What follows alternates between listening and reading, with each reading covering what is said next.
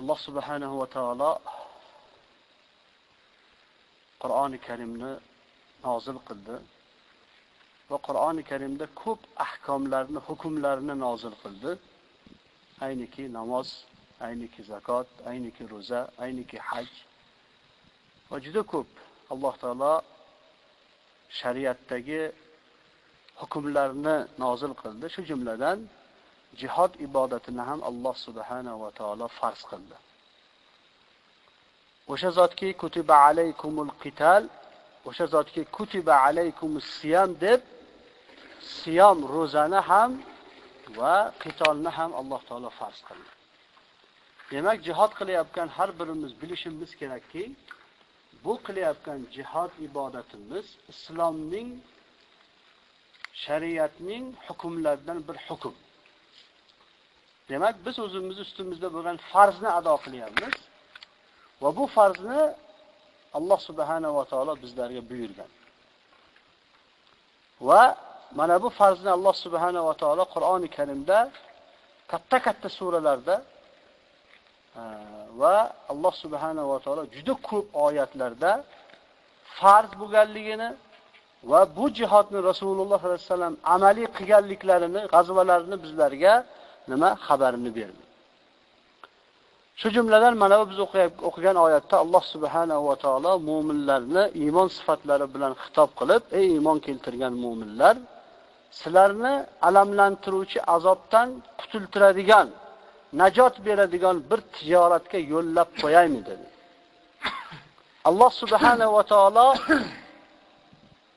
ojiz bandalarni bir tijoratga chorlayapti.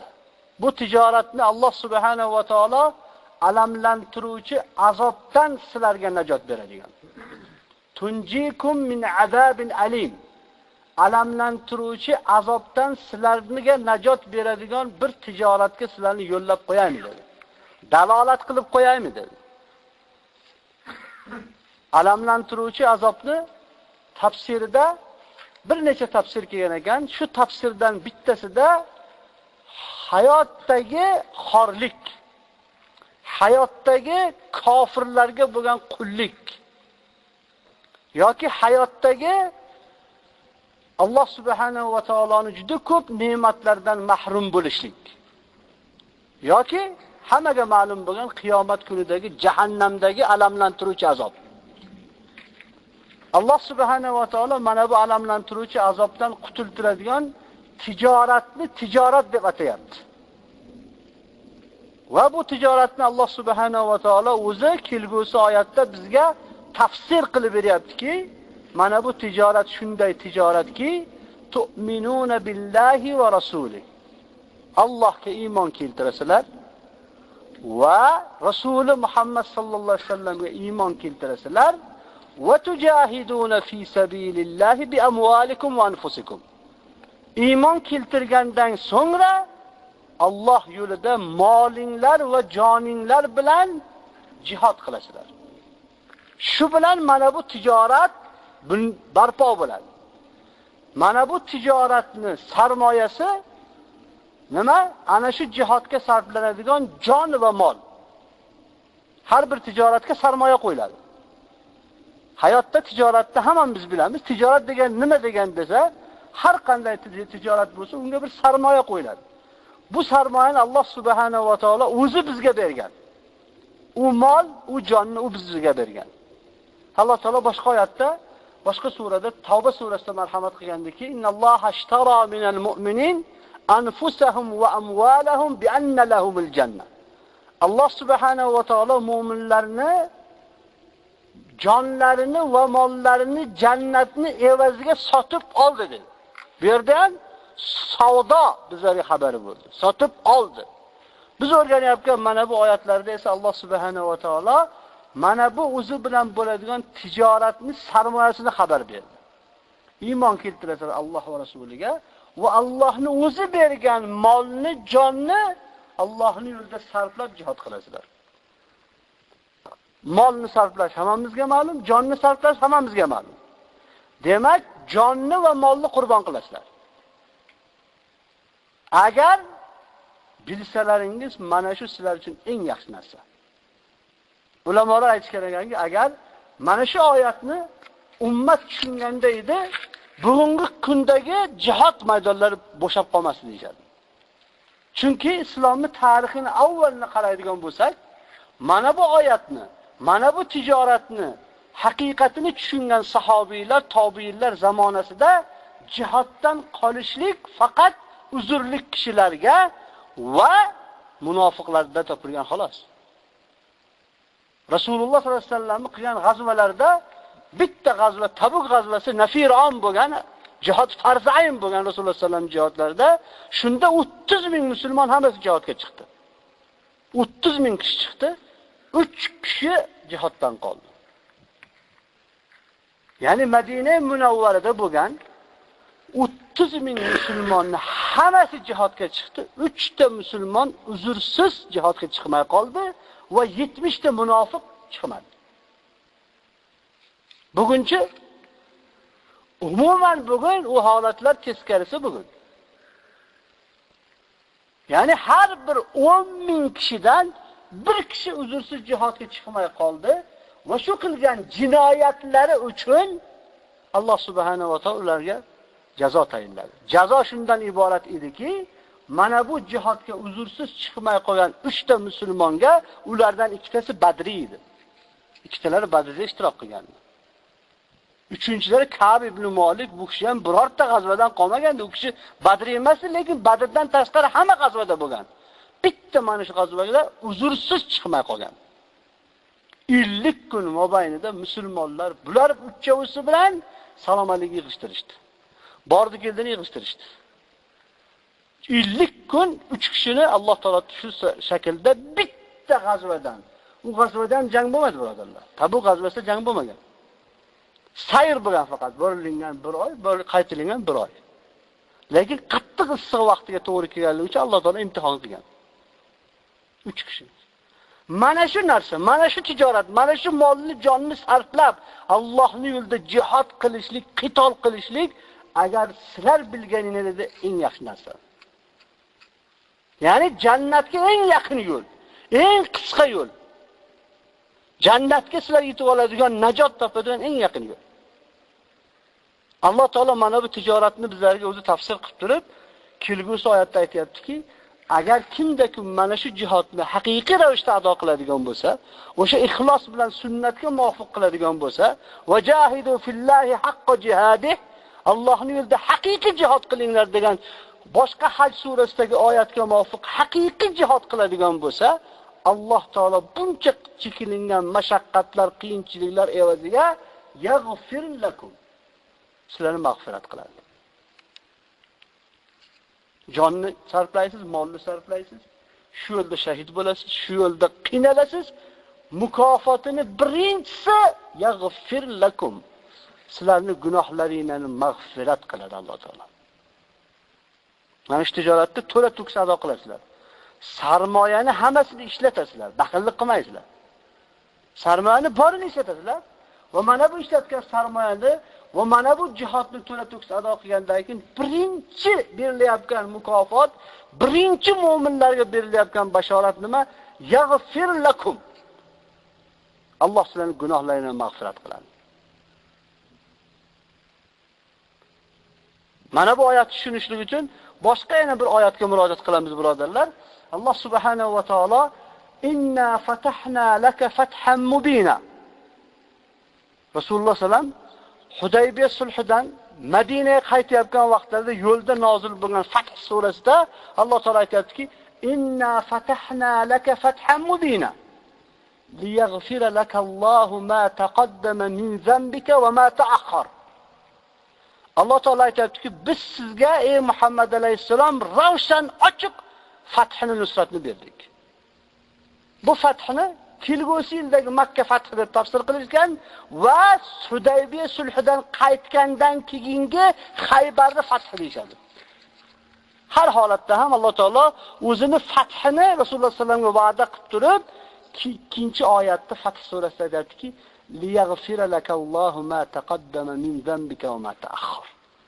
Sizni avvalgi va oxirgi gunohlaringizni ham kechiramiz.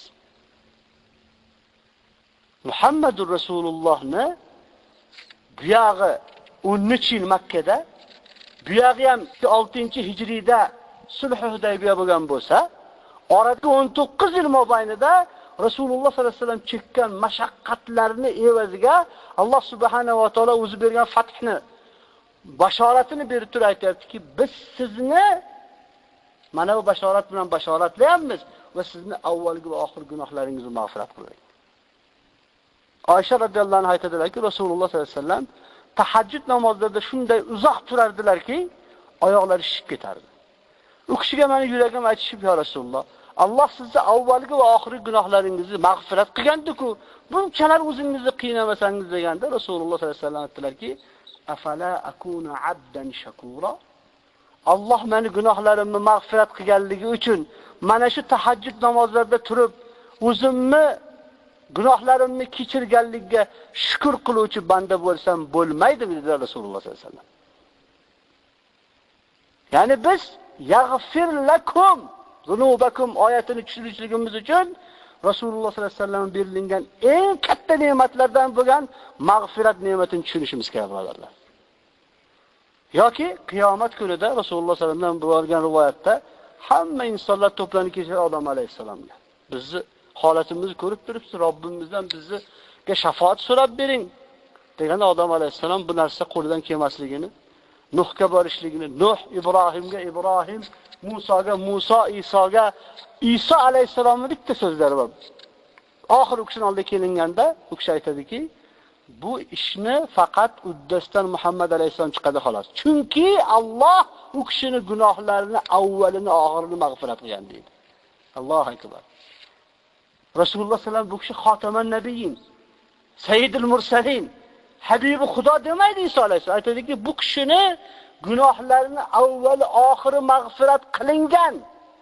Biz bilmaymiz hali bizni gunohimiz mag'firat bo'ldimi, bo'lmadimi? Nafsi o'zimni nafsim nima bo'lar ekan deyshadi, birina Muhammad alayhisalom bo'ldi. Mo'min kishi uchun eng katta bashorat, mo'min kishi uchun eng katta g'alaba gunohlarini mag'firat qilinganligi, birodarlar. Biz oyatni shoshilib jannat adn pokiza o'rinlarga o'qib ketamiz, lekin bu yerdagi bitta eng muhim, eng katta bizning yutug'imiz yaghfir lakum zunubakum. Sizlarning gunohlaringizni kechiradi. Gunohlarni kechirishlik uchun ibodatlarning ichidagi eng yutuqqa erishiladigan eng qisqa yo'l nima ekan? Bu nima? Alloh yo'lidagi jihad. Mana bu ibodatni to'la-to'kis ado qilish. Shahidni ham 6 ta fazilatlari kelgan vaqtda birinchisi qoni yerga yetib bormasdan, yerga to'kilmasdan oldin hamma gunohlar mag'firat qilinadi. Mana bu narsa biz uchun eng muhim narsa bo'lishi kerak. Biz uchun ibodatlarni har birini qilib o'tgandir. Namoz o'qiylik, roza tutaylik, boshqa nafil ibodatlarni qilaylik, jihad qilaylik. Biz uchun eng aham, muhim bo'lgan narsa nima bo'lishi kerak? Gunohlarimizni mag'firat qilinishlik, birodarlar. Ana shu gunohlarni mag'firat bo'lgan Rasululloh sollallohu alayhi vasallam nima dedilar? Men har kuni nafsim qo'lida bo'lgan zotga qasamki 100 bor istig'for aytaman dedilar. Gunohlar kechirilgan kishi. Ya'ni bizni tashvishimiz bu bo'lish kerak. Endi gunohlardan poklanishlik, bir kishi bor, gunoh qilib turib tavba istig'for aytayapti. U tavba istig'for aytish kerak. Biz iymonga musharraf bo'lgandan keyingi gunohlarimizdan poklanishlik uchun Alloh farz qilgan ibodatlarni qilishimiz kerak. Shu jumladan jihad. Shu jihodni to'la-to'kis ado qiladigan bo'lsak, yaghfir lakum zunubakum. Yoki Alloh taolo ana shu innalloha ashtara minal mu'minina anfusahum oyatidan keyingi oyatda shu o'zi tijorat qiladigan mu'minlarning birinchi sifati at-taibun deydi. Shu ular qitol qilishadi, kofirlarni o'ldirishadi, o'zlari qatl bo'lishadi deb turib, mana shu tijoratni qiladigan kishilarning sifatini keltiradi. Allohning 9 ta sifatlari bor ularning. Shuni birinchisi at-taibun. Ular Allohga tavba qiluvchi kishilar ular. Ne ko'proq mana bu nuqtaga e'tibor bilan qarataman birodarlarki, bizni qilayotgan ibodatlarimizning natijasi nima bo'lishi kerak? Mag'firatga biz sazovor bo'lishimiz kerak. Bu bir. Yoki Rasululloh sallam ana shu namozlarga berilgan va'dalarni bomdoddan pishingacha bo'lgan ibodatda o'rtasida qilingan gunohlarga nima pishin namozi kaforat bo'ladi. U jumadan bu jumaga, u Ramazondan bu Ramazonga. Yoki namozni o'qib olib salom bergandan keyin birinchi sunnat amali nima? Astagfirulloh, astagfirulloh, astagfirulloh. Biz ibodatdan chiqdik. Yani namozda turib gunoh qilinmadi. Ya'ni bu gunoh o'rni emas. Lekin salom berishlik bilan sunnat shuki, avval aytiladigan sunnat amali astagfirulloh, astagfirulloh, astagfirulloh. Bu narsaga e'tibor beradilar. Ana undan keyin Alloh taolo aytayapti, yudkhilkum jannatin tajri min tahtil anhar. Ostda anharlar oqibatidan jannatlarga olib kiradi. Chunki jannatga mag'firat bo'lgandan keyin kiriladi. Gunohlari kechirilgan odamlar kiradi. Va ba'zi bir iymoni bor, lekin gunohlar qilib yurgan kishilar jahannamda azoblangandan keyin Alloh hammamizni jahannamdan asrasin, gunohlardan poklangandan keyin jannatga kiradi. Alloh taolo aytadiki, "Yaghfir lakum zunubakum va yudkhilkum jannatin tajri min tahtiha al-anhar." Ostlardan anharlar o'tib o'tadigan jannatlarga olib kiradi. Va masakina tayyiba. Eng toyyib pokiza o'rinlarga, adin jannatdagi o'rinlarga sizlarni olib kiradi. Va mana shu eng katta yutuqdir. Va ukhra tuhibbunaha nasrun minallohi va fathun qarib. Lekin Alloh taolo bizni xoliqimiz, bizni yaratgan, bizni fitratimizni, bizni g'arizamizni, bizni tabiatimizni yaxshi biladigan zot. Va ukhra, bundan boshqa ham narsa bor. Sizlarni alamlantiruvchi azobdan qutqaradigan tijorat, gunohlaringizni mag'firat qiladigan tijorat va ostidan anharlar oqib o'tadigan jannatga, pokiza adin jannatlarga olib kiradigan buncha ibodatdan keyin ham sizlar yaxshi ko'radigan shunday bir narsa borki, va ukhra tuhibbuna, sizlar uni ko'p yaxshi ko'rasizlar. Nasrun minalloh. Allohning nusratini, g'alabasini. İnsanın g'arizasini, tabiatini Alloh taolo biladi. Va ukhra tuhibbunaha nasrun minallohi va fathun qarib. Alloh tomonidan bo'ladigan nusrat va yaqin fursatda keladigan fathni Alloh taolo sizlarga beradi. Va bashshiril mu'minin. Mu'minlarga bashorat berib qo'ying. Ya'ni mana bu jihad ibodatini va buncha va'da qilingan narsalarni Alloh taolo mu'minlarga bashorat bering dedi. Mu'minlarga bashorat bering dedi. Demak, biz mana shu bashshiril mu'minin oyatdan kelib chiqib, birodarlarga shu oyatlarga to'xtalib o'tdikki, demak biz jihad ibodatini Alloh farz qilganligi uchun qilyapmiz. Bu bizga farz bo'lgan ibodat. Ayniki namoz farz va bu ibodatda biz hech kimga minnat qilish haqqimiz yo'q. Buni faqat va faqat Alloh taolo bizlarga minnat qilgan. Milliard musulmonning ichidan bizni tanlabdi Alloh taolo shu jihad ibodatiga. Ba'zi birodarlar o'ylanib qoladiki, nimaga jihad qilmaydi odam kam? Bir olim kishidan so'rashgan ekanki, jihad maydoniga nimaga musulmonlar bormaydi? Nimaga jihad maydonida bir havuch musulmonlar jihad qiladi xolos deganda u kishi aytgan ekan. Shu savol meni ham qiynaydi. Chunki Allohni va Rasulining va'dasiga ishonmagan kishilar jihad maydonida yura olmaydi degan ekan. Alloh jihodga shuncha va'da qilyapti. Qatl bo'lganlarga buncha mukofot, bular darajasi buncha. Rasululloh sallallohu alayhi vasallam aytibdilar, mujohidlar uchun Alloh taolo 100 ta darajani tayyorlab qo'ydi. Faqat mujohidlar uchun 100 darajani tayyorlab qo'ydi. Bu darajalarning o'rtasidagi masofa osmon yerchalik keladigan masofa. Har bittasini orasida. Bu xos mujohidlarga. Lekin bu va'dalar g'aybiy va'dalar. Bu va'dalar Qur'onda, hadisda kelgan va'dalar. Hayoti dunyoda ko'zga ko'rib turgan narsaga ishonib qolgan bu ummat bugun Alloh va Rasulining va'dasiga ishonmay qo'ygan. Bo'lmasam jihad maydoni to'lib ketardi.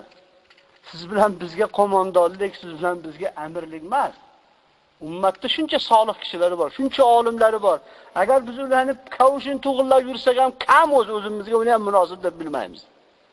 Lekin majbur ekanmiz maydonlar bo'shab qolgani uchun, ummat oyoq osti bo'layotganligi uchun, o'zimiz gunohkor bo'lsak-da va shu gunohimizni tan olib turib jihad qilib yuramizki, shoyatki to'kilgan qonimiz evaziga Alloh taolo bizning ham gunohlarimizni mag'firat qilsa. Lekin doim aytganmiz, bu ibodatni haqiqiy qilishga harakat qilaylik. Chunki ibodatlarni qabul bo'lish sharti doim aytganmiz ikkita. Birinchisi ixlos, ikkinchisi sunnatga muvofiq bo'lish kerak. Shu ikkitasi jamlansa, shu ibodat qabul bo'ladi. Ixlosni dushmani bor. Ixlosni dushmani bor. Bittasi riyo, sum'a, minnat, ozor. Bular ixlosni dushmani bular. Biz amalimizni salomat Robbimizni huzuriga olib borib olishimiz kerak, birodarlar. Yo'lda qaroqchilik qoldirib qo'ymasdan.